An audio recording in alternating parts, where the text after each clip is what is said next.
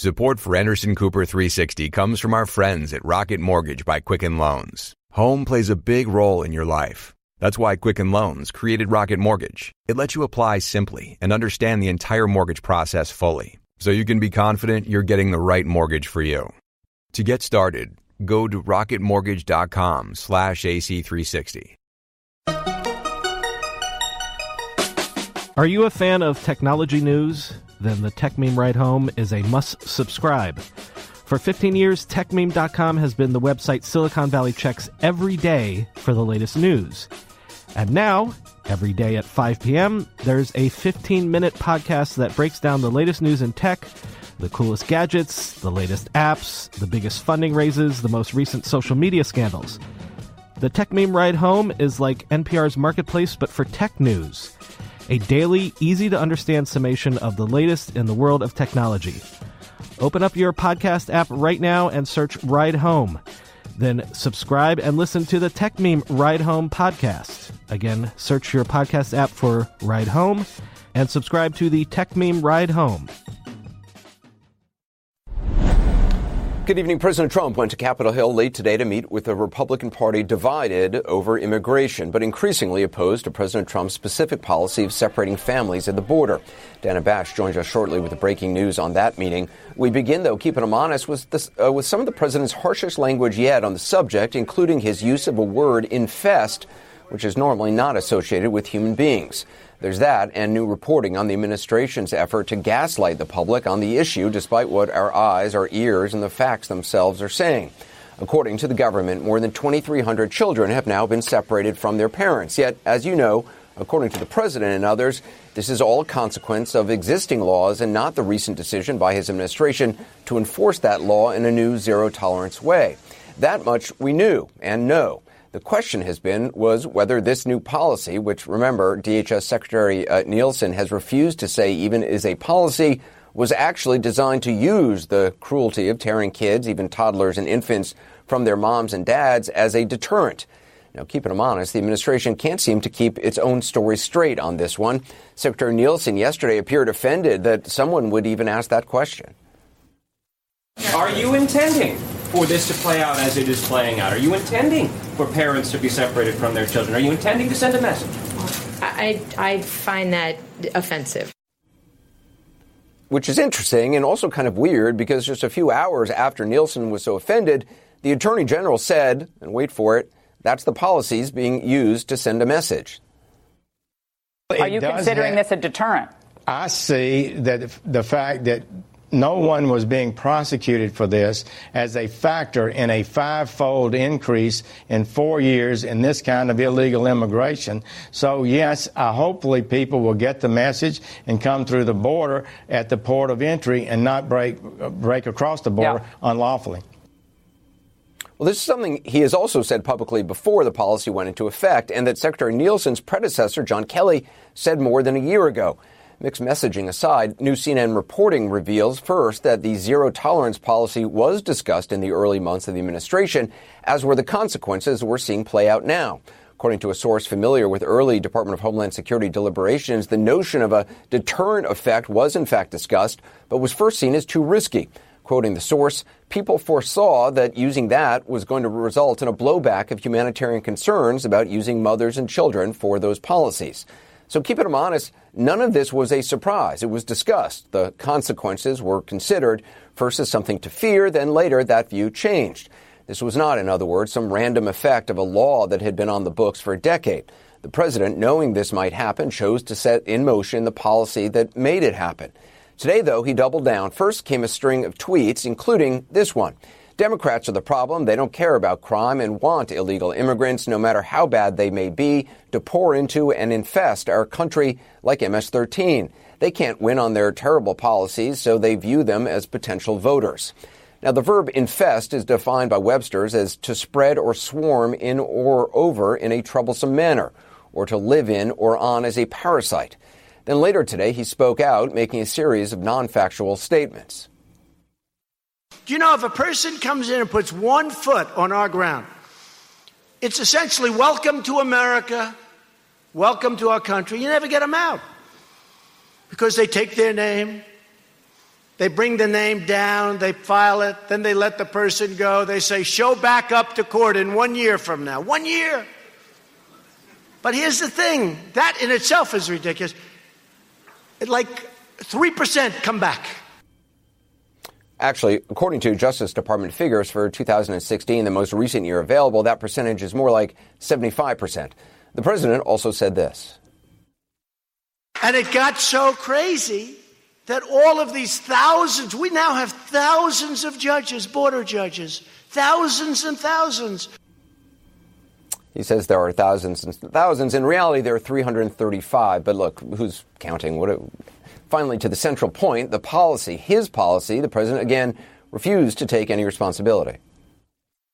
We have to get the Democrats to go ahead and work with us, because as a result of Democrat-supported loopholes in our federal laws, most illegal immigrant families and minors from Central America who arrive unlawfully at the border cannot be detained together or removed together, only released. These are crippling loopholes that cause family separation, which we don't want.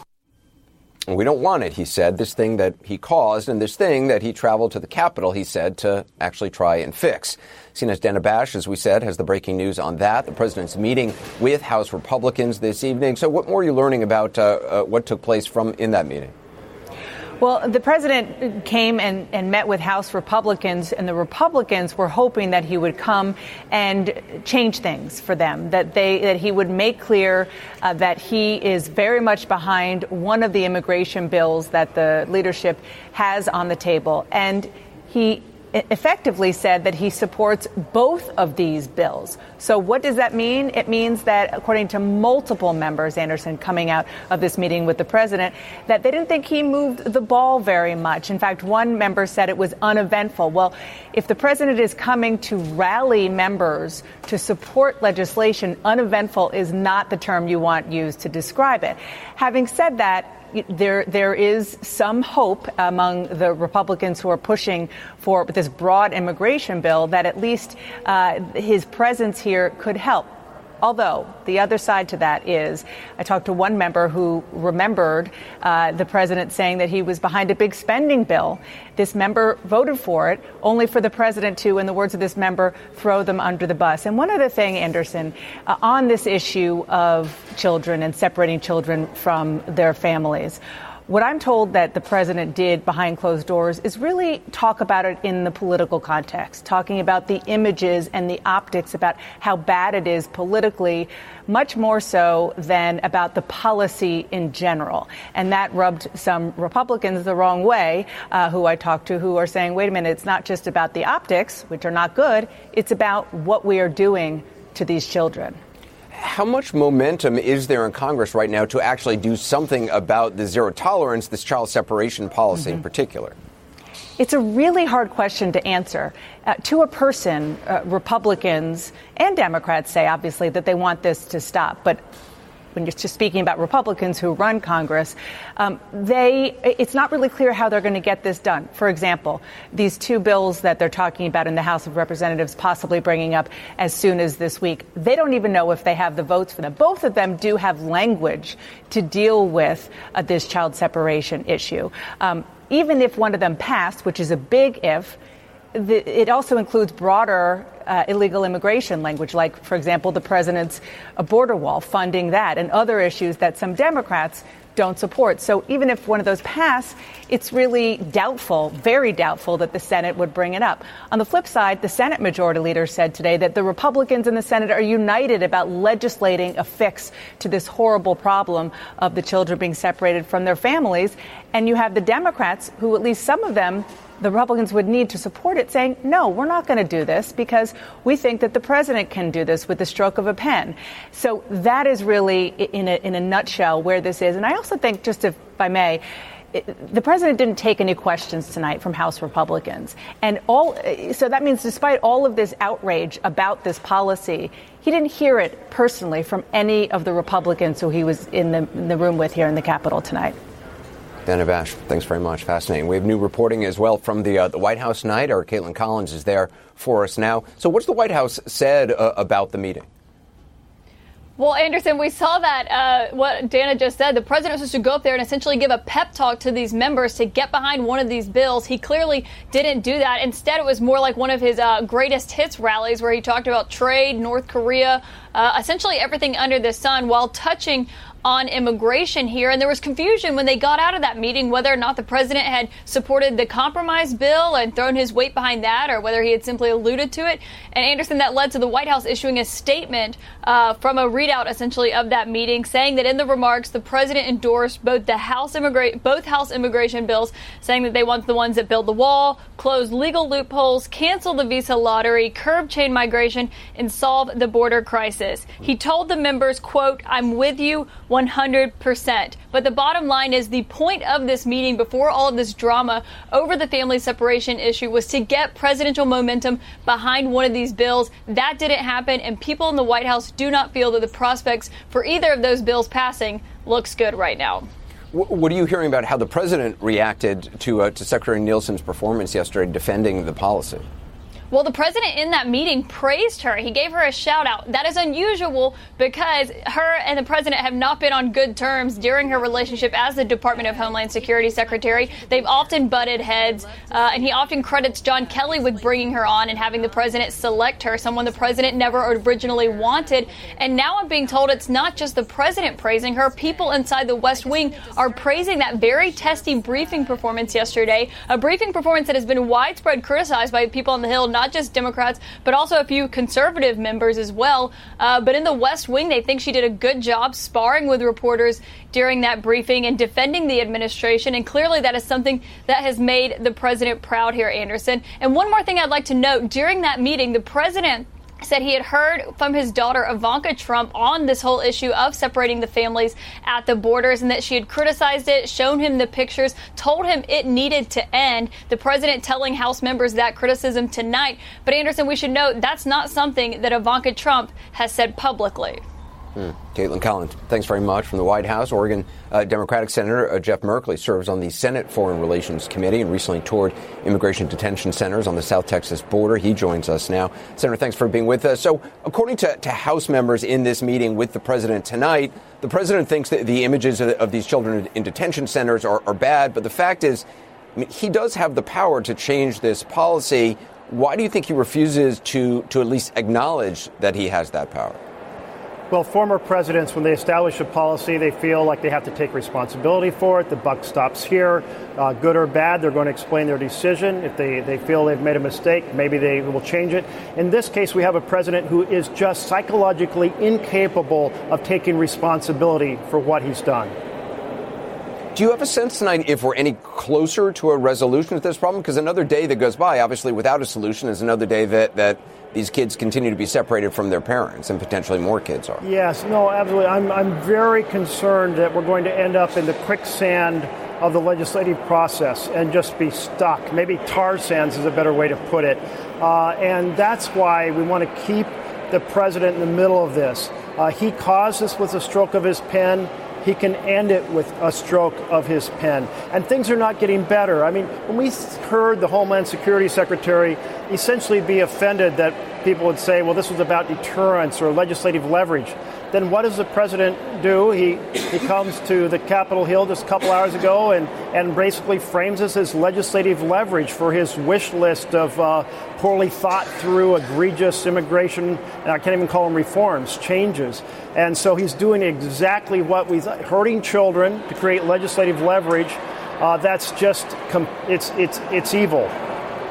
So when the president says this is about Democratic obstructionism, what do you say?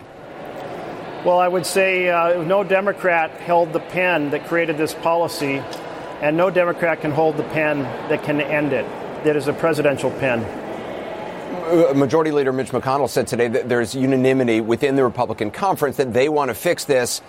Do you take him at his word, or are you and your fellow Democrats willing to work with them to try to do that in a comprehensive way that goes beyond just this particular issue, or do you want to just focus on this particular issue of the separation? Well, when he had his stakeout today, he said specifically this shouldn't be a broader bill, it should just be this issue, which I was heartened by. And then I heard he was leaning towards the Ted Cruz bill, and the Ted Cruz bill is basically about, locking the children up along with the parents. So instead of handcuffs for the parents, it's handcuffs for all. And then second of all, having just 2 weeks for an asylum hearing, which means that it's a kangaroo court, because there's no way an immigrant can get the documentation from their home country and prepare to consult with an attorney and present a case for asylum in that short period of time. So I'm very concerned that Mitch McConnell's strategy of a narrow bill is a strategy that actually does further harm.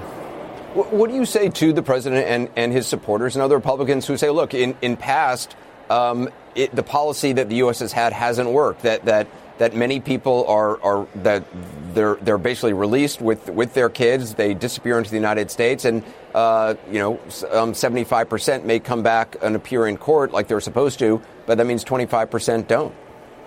Well, so there was a case management program enacted or put together to improve on this. The only report I've seen on it so far says they had a 99% response rate, that is people showing up for their hearings. It costs far much less money than in imprisoning people, and a 99% rate's a pretty good rate. Now, I haven't seen an independent assessment if that's accurate, but the idea of having a case manager who tracks where people are, makes sure they turn out, and keeps the families together so that essentially we're not inflicting harm on them, makes a lot of sense. Let's learn. That's a program that the president ended a year ago, June. Why did he end it? It sounds like it was working. Just lastly, I want to play something that the president said about Democratic support for immigration reform today. And I just want to play this now.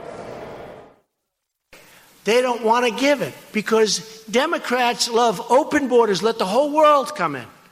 Let the whole world, MS-13, gang members from all over the place, come on in. We have open borders. And they view that, possibly intelligently, except that it's destroying our country. They view that as potential voters. I just want to give you a chance to respond to that. Do you view MS-13 members coming in the country as potential voters? You know, it's so disheartening to hear the president cast these type of aspersions. In 2013, we had a bipartisan bill, a lot of security at the border. There's a tremendous amount of security that was added during the Obama years. People working together, not just for the border, but to address the issue of people overstaying visas.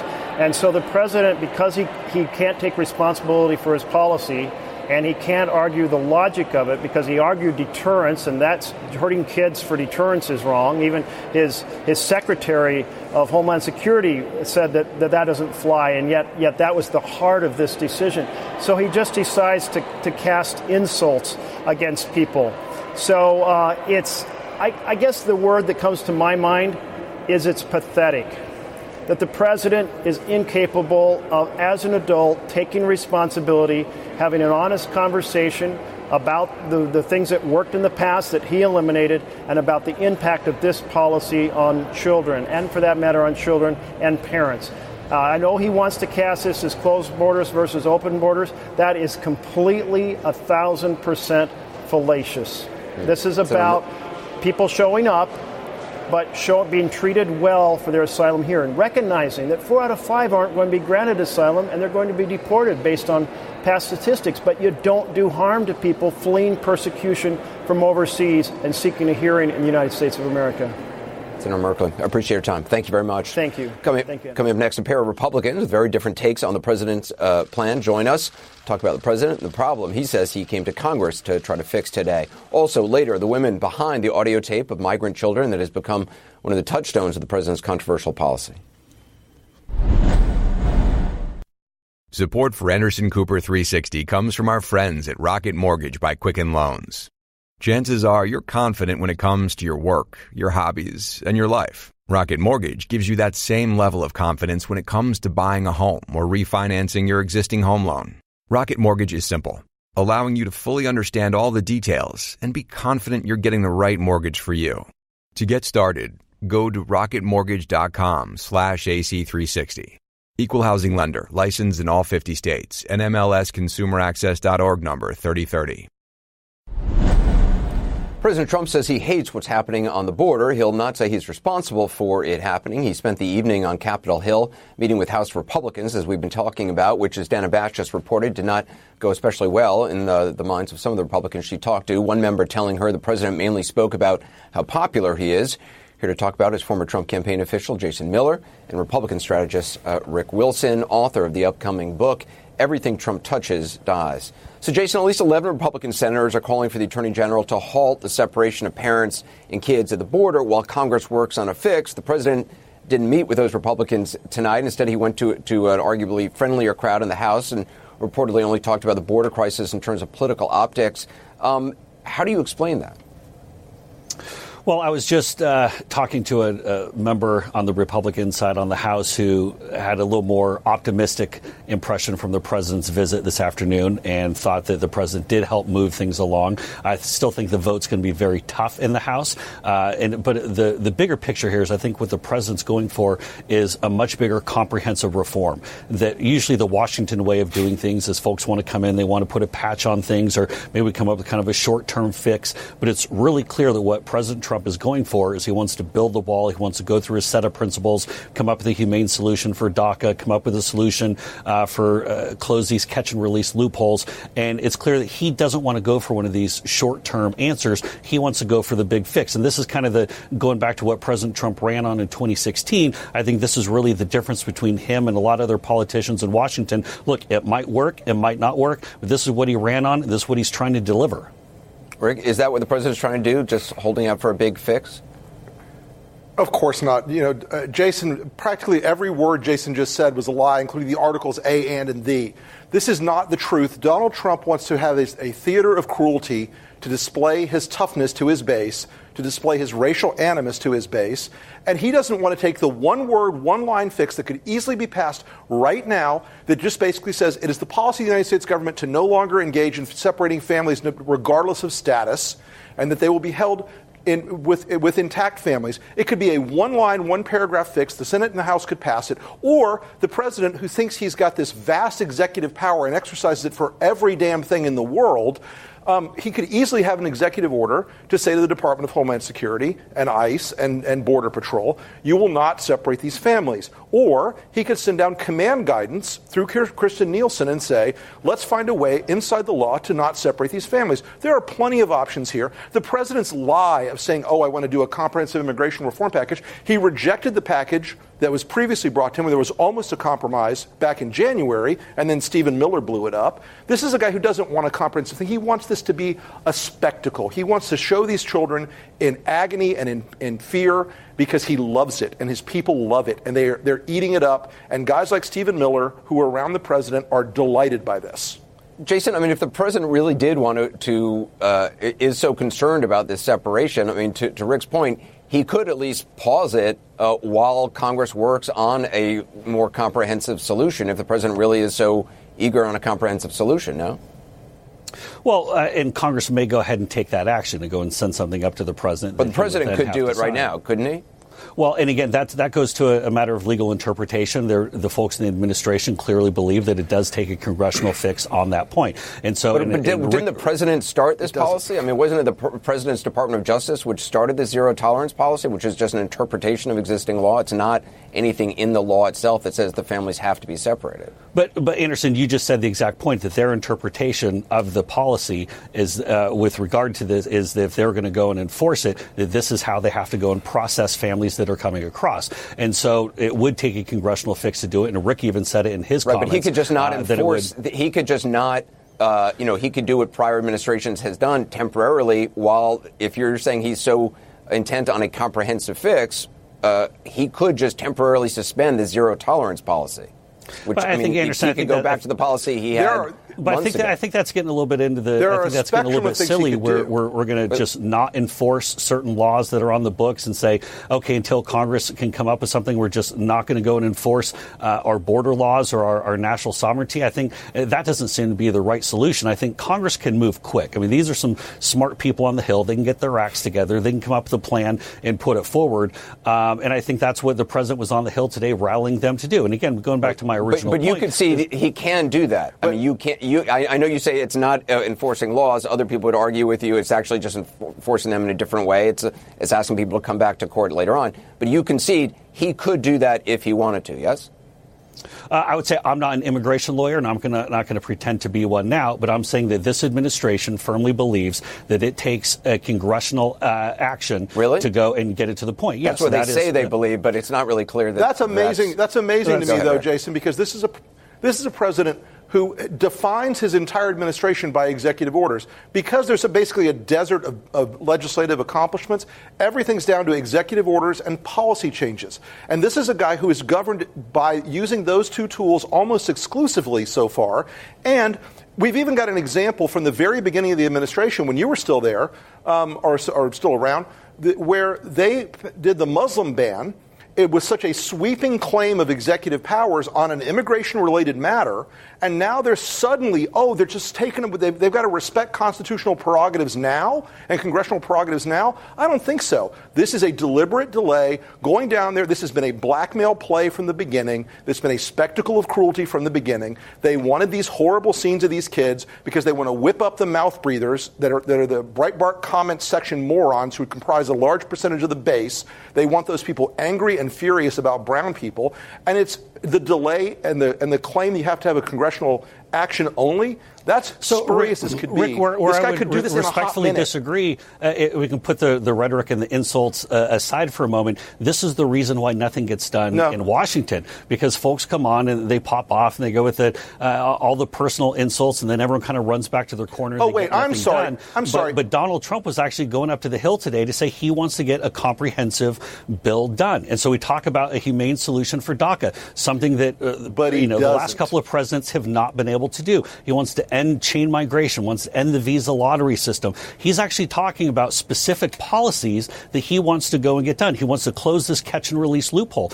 Look, I get that you like the insults and you have a couple of cool one-liners, but what specific policies are you putting forward? All I hear from you is it sounds like you want open borders. You think it's okay if people are in the country illegally, and so I guess that means Jason, that whether it's MS-13 or drug dealers or human trafficking.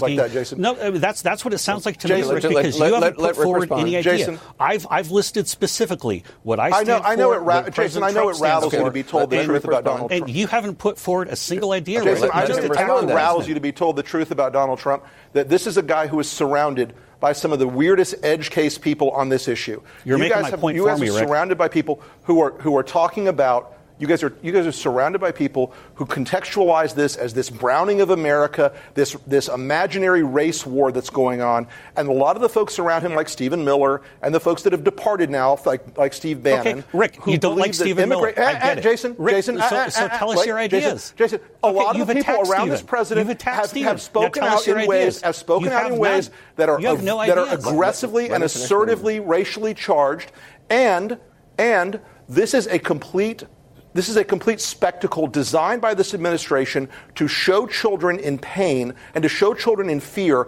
so that you can achieve a legislative end. I don't know. It's hard to imagine someone say that your administration and your master there going any lower, but they strike bottom and keep digging every single day. And the fact that you want to defend it, and the fact that you want to go ahead and continue to play this game where you think Donald Trump is some sort of wise policymaker, this is a guy who has been a wrecking ball in this society. This is a guy. And speaking of insults, by the way, Jason, your boss there is the king of insulting people, mostly like handicapped reporters and war veterans. But that's okay.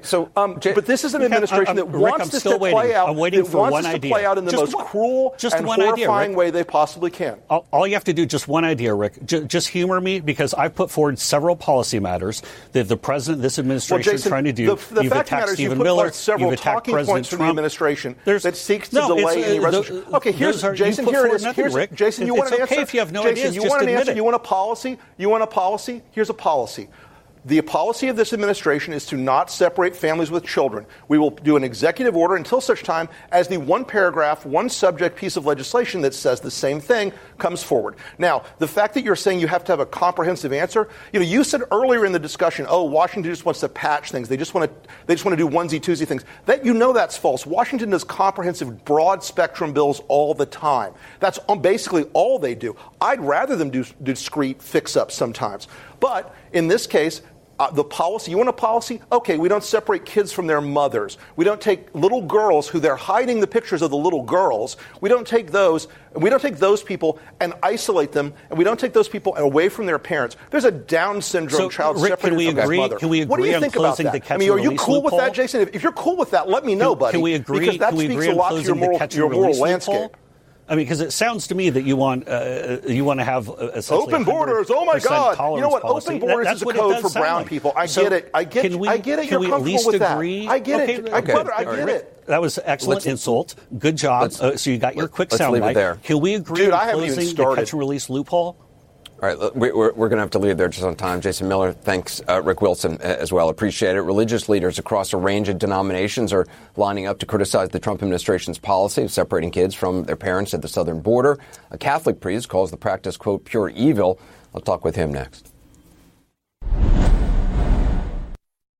Been putting off buying new glasses? Zenni Optical offers a huge variety of high-quality, stylish frames and state-of-the-art optics, starting at just $6.95. We've got all the great frame styles you want in materials like titanium, carbon fiber, and high-luster acetate. Plus, Zenni offers prescription glasses and sunglasses. So at this great price, you can build your eyewear wardrobe. You can get 10% off your entire order with code 360. So visit Zenni, Zenni, today at zennioptical.com and use code 360.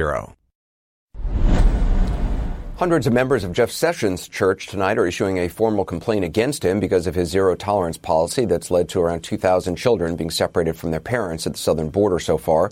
The complaint by 640 members of the United Methodist Church says the policy violates church rules and may constitute child abuse.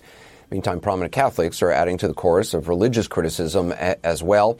One of them, Father James Martin, who tweeted, "Like many, I've resisted using this word, but it's time. The deliberate and unnecessary separation of innocent children from their parents is pure evil. It does not come from God or from any genuinely moral impulse. It is wantonly cruel and targets the most vulnerable."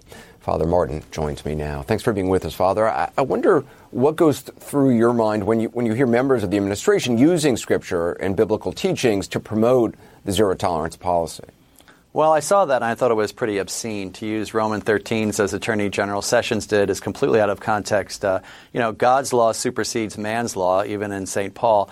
And for Sarah Huckabee Sanders to say that it was biblical to follow laws, basically, again, makes the law into an idol and sort of removes the place of conscience and really God's law in all of this. So I thought it was pretty obscene.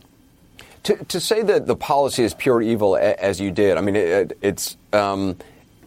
what supporters of the policy say, or whether it's true or not, is that long term that this will be a deterrent and basically prevent families from bringing their children along a very dangerous journey that endangers those children along the way. Sure, I've heard that, and that's the old moral argument, the end justifies the means. And so, that can be used to justify torture as well, because we'll get a good result from that. Amnesty International, as a matter of fact, declared that this was, in fact, torture. So, from my mind and from my heart, it seems to satisfy every category of evil that you could imagine. And I would just ask people who see those pictures, to sort of ponder why it is our hearts are moved like that. And that's really God speaking to your conscience. And God is speaking to us here through these pictures and these sounds and these images.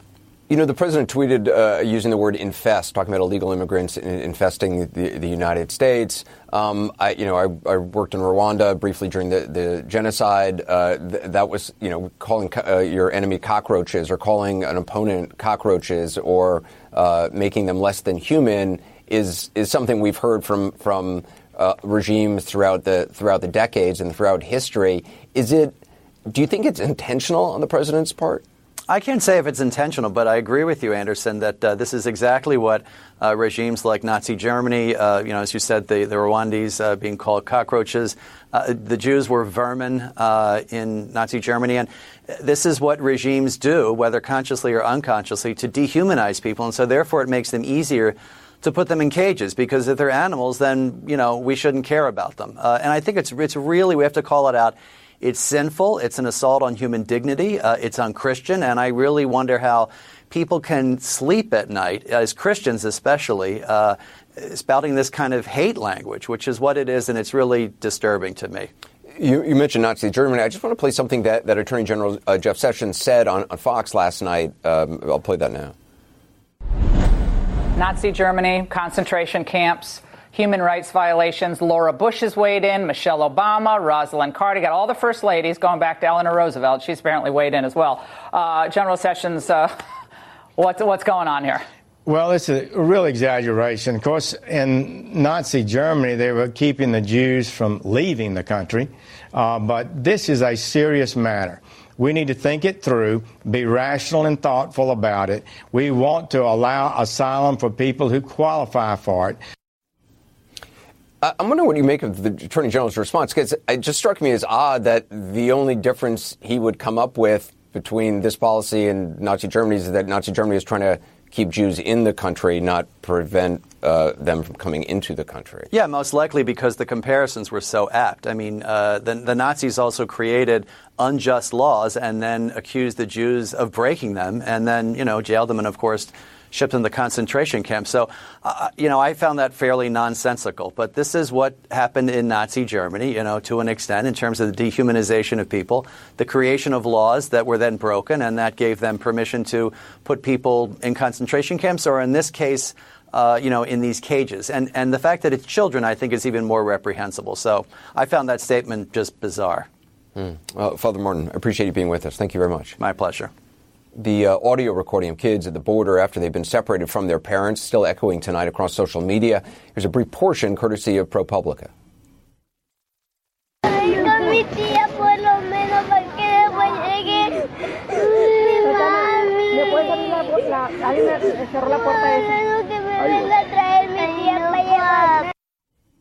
Well, coming up, I'll talk with a civil rights lawyer who received the audio from a client and with the ProPublica journalist who posted this story and the latest update we have about that little girl asking about her aunt.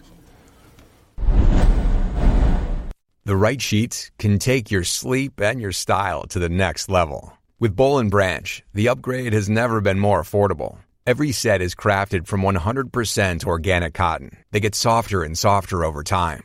That's why they have thousands of 5-star reviews, and even 3 U.S. presidents have Boll & Branch sheets. Try them for 30 nights, and if you don't love them, send them back for a full refund. Go to bollandbranch.com today for $50 off your first set of sheets, plus free U.S. shipping with promo code CNN2. Spelled B-O-L-L and branch.com. That's bollandbranch.com, promo code CNN2.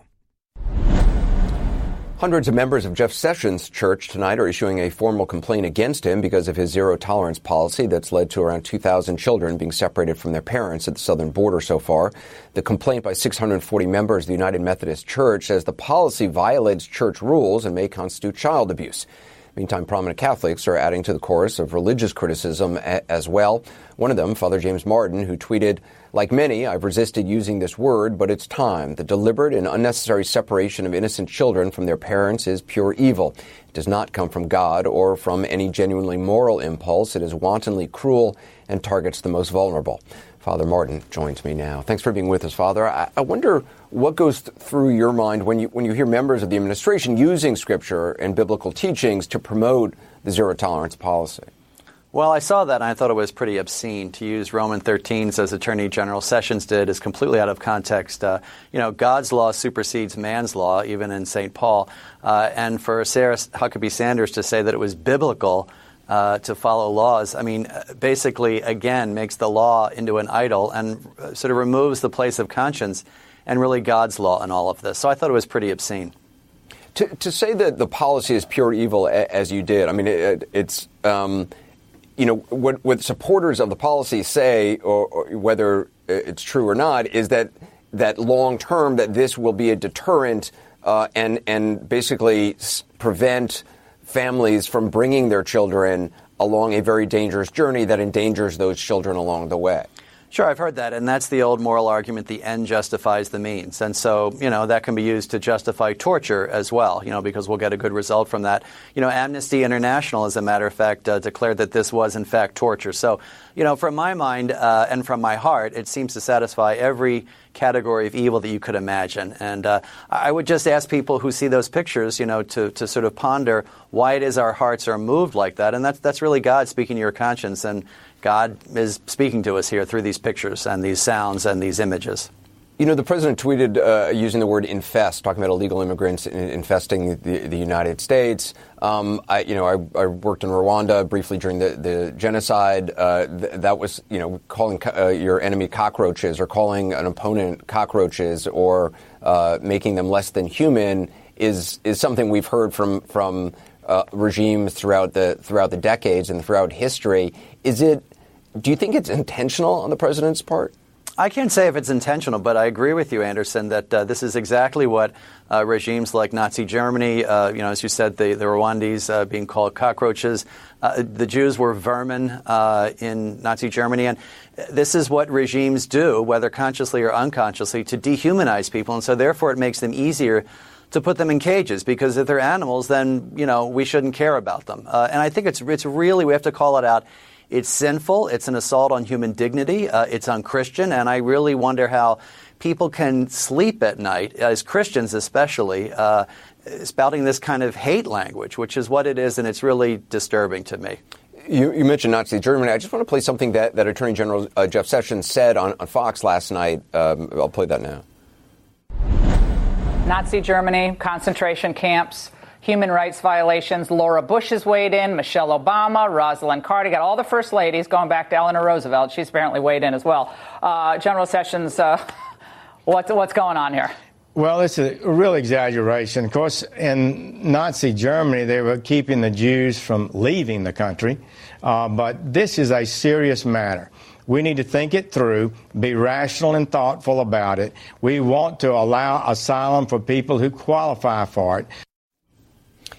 I'm wondering what you make of the Attorney General's response, because it just struck me as odd that the only difference he would come up with between this policy and Nazi Germany is that Nazi Germany is trying to keep Jews in the country, not prevent them from coming into the country. Yeah, most likely because the comparisons were so apt. I mean, the Nazis also created unjust laws and then accused the Jews of breaking them and then, jailed them and, of course, shipped them to concentration camps. So, I found that fairly nonsensical. But this is what happened in Nazi Germany, to an extent, in terms of the dehumanization of people, the creation of laws that were then broken, and that gave them permission to put people in concentration camps, or in this case, in these cages. And the fact that it's children, I think, is even more reprehensible. So I found that statement just bizarre.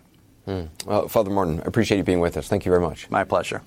The audio recording of kids at the border after they've been separated from their parents still echoing tonight across social media. Here's a brief portion courtesy of ProPublica.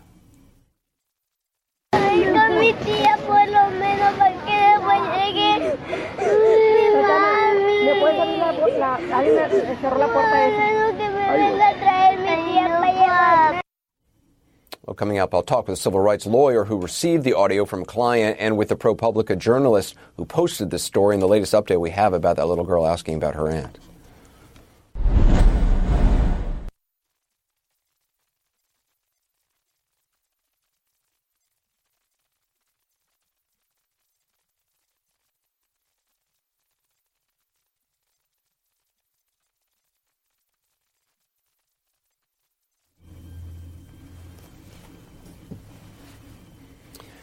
Well, children who are separated from their parents undergo a sense of trauma that could have long-lasting repercussions on their lives. It's happening now here in the United States with families crossing the border illegally, but it's also happening to tens of millions of children all over the world.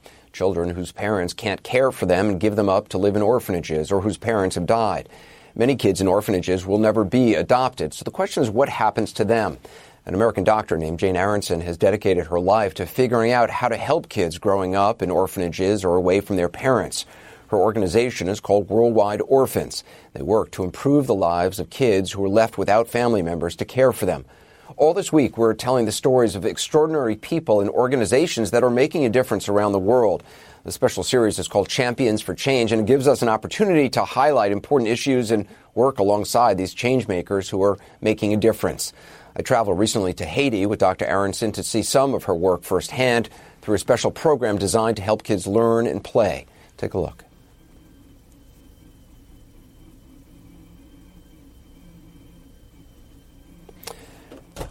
Worldwide Orphans has a new fundraising initiative based around this special series with a goal of raising $550,000. All donations are welcome and will provide vital services to children around the world. You can find out more about their initiative at their website, wwo.org. That's wwo.org. We'll continue to share these inspirational stories all week. You can also watch the Champions for Change 1 hour special this Saturday at 8 p.m. That's all the time we have. Thanks for watching. Time to hand it over to Don Lemon. CNN Tonight starts now.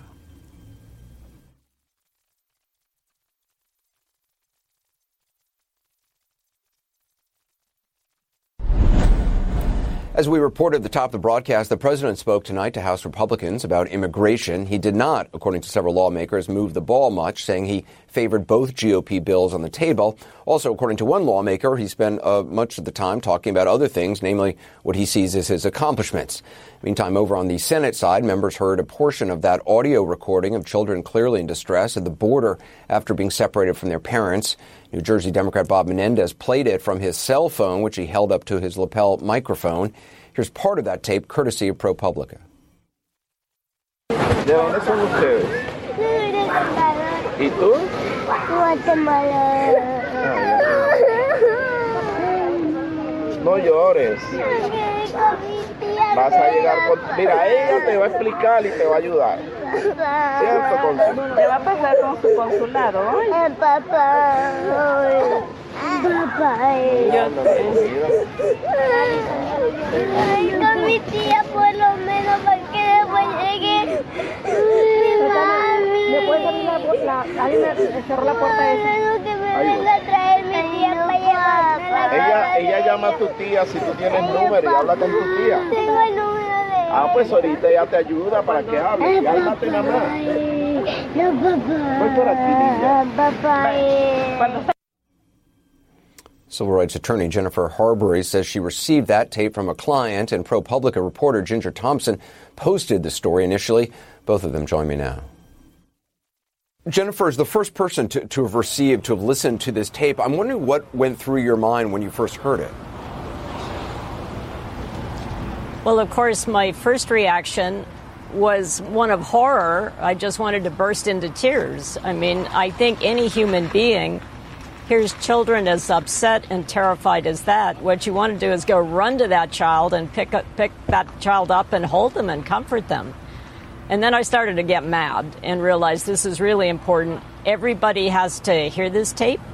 We can't go on with no one being allowed into these Customs and Border Processing Centers. We can't see the kids. We can't hear the kids. We're not allowed to really know what's going on.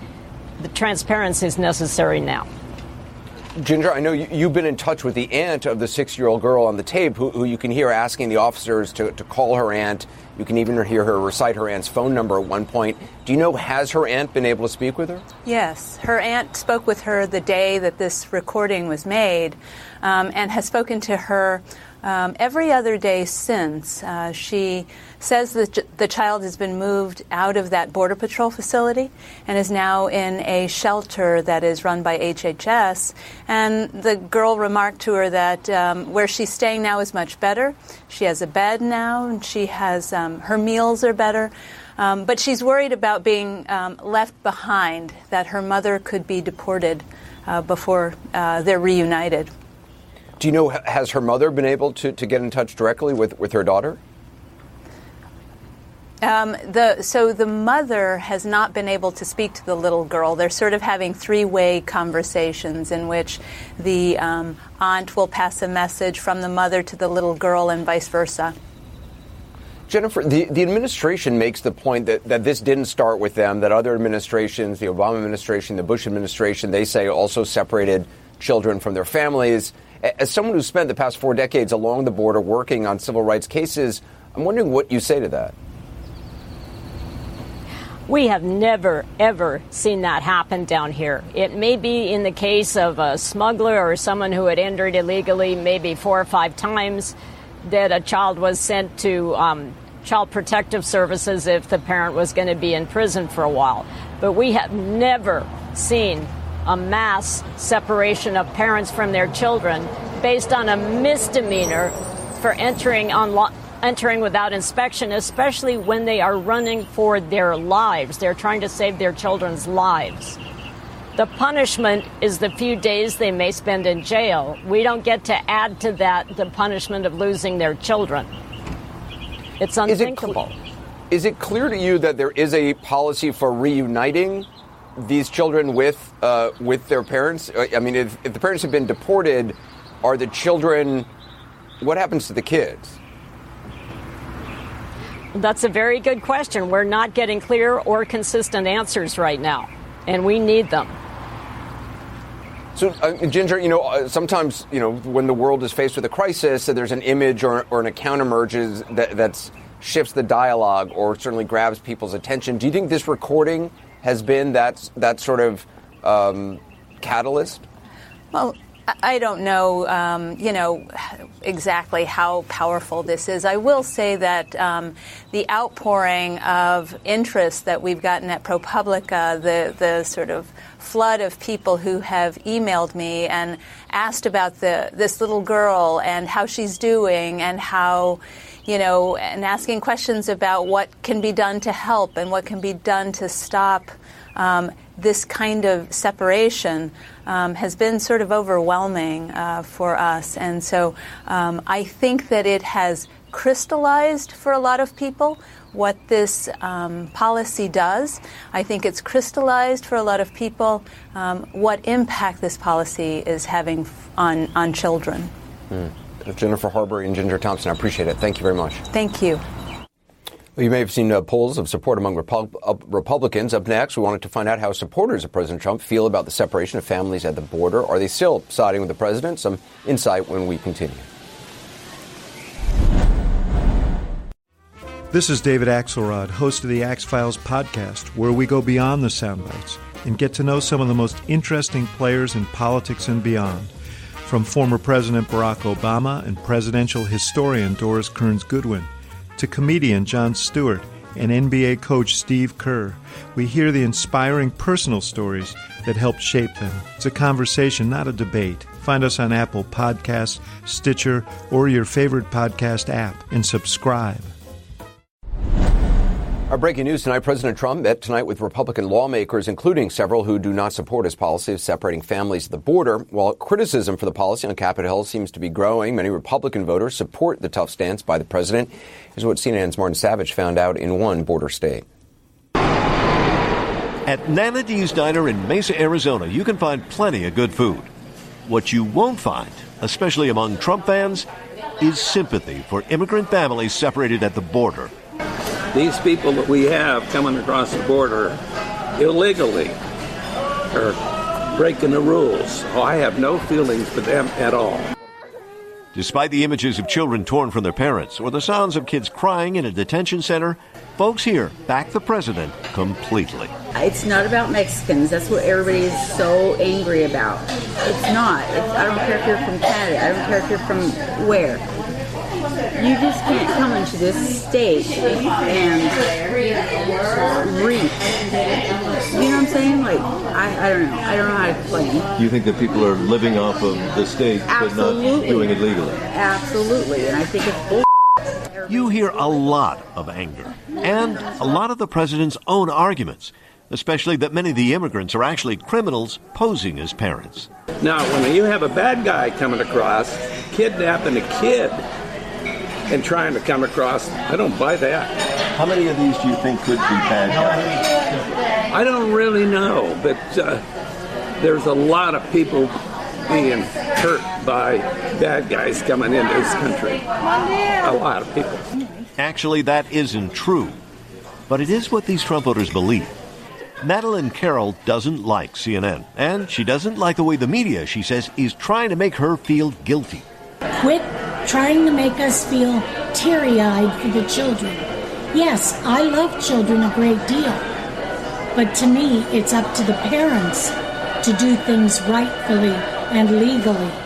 You support the president 100%. Correct. Not all Trump supporters feel that way. In a trendy watering hole in Scottsdale, I meet up with 4 conservative friends. Despite the stereotypical image of Trump supporters, they're not old, angry, or altogether white. They're young, highly educated professionals with immigrant histories in their families. At the end of the day, the zero tolerance is about enforcing the law. They all like Trump's tougher stand on border protection, but all feel it's going too far. Well, I'm definitely not for separating families. It wasn't well thought out of kind of the human aspect of how this plays out, both for the families and for everyone involved. Politics aside, there are real families involved here. And, the Statue of Liberty says, give us your huddled masses. And so I want to remain a country that's our motto. They all don't believe Trump likes taking kids from their parents. Instead, they see what's happening as an unintended consequence of a stricter policy. Shouldn't we somehow end it immediately? And I think that's what they need to do, but it's politics. That's the sad part. Common sense is now taken out of the equation. They hope Congress and the White House can make a deal this week ending family separations. In their minds, unlike some other Trump voters, zero tolerance should not mean zero compassion. And Martin joins me now from Phoenix. How many of the supporters you talked to had kids themselves? Yeah, that was a major question we asked of everyone. And the interesting thing is that all the older Trump supporters there, many of them have children, grandchildren, some even have great-grandchildren. Yet, as you know, most of them didn't have a whole lot of sympathy for the children down on the border, separated from their parents. Then the younger Trump supporters we talked to, none of them have children. And yet every one of them was deeply moved and very upset by the treatment of children down on the border. It was completely different from what I expected. Anderson. Brendan Savage, thanks very much. Appreciate it. Up next, a GOP lawmaker says the meeting with the president on immigration tonight, quote, didn't move the ball. We'll have more on that and what the president is saying about his visit to Capitol Hill when we continue. Are you interested in learning how great companies grow? Then download the MarTech podcast. The MarTech podcast tells the stories of real-world marketers who use technology to generate growth and achieve business and career success. From advertising to software as a service to data. Getting brands authentically integrated into content performs better than TV advertising. Typical lifespan of an article is about 24 to 36 hours. If we're reaching out to the right person with the right message and a clear call to action, then it's just a matter of timing.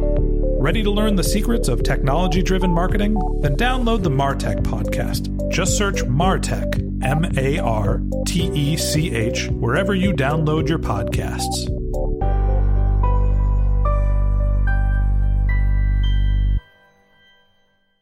Hey, before you go, we wanted to let you know that we just launched the ability for anyone to advertise on CNN Podcasts. You're just a few clicks away from reaching millions of people in a way that you never have before. Advertise for a business, event, or kick off an awareness campaign for your brand. Start today at purewinning.com/CNN. Integrating podcasts into your marketing mix has never been easier. Go to purewinning.com/CNN to get started.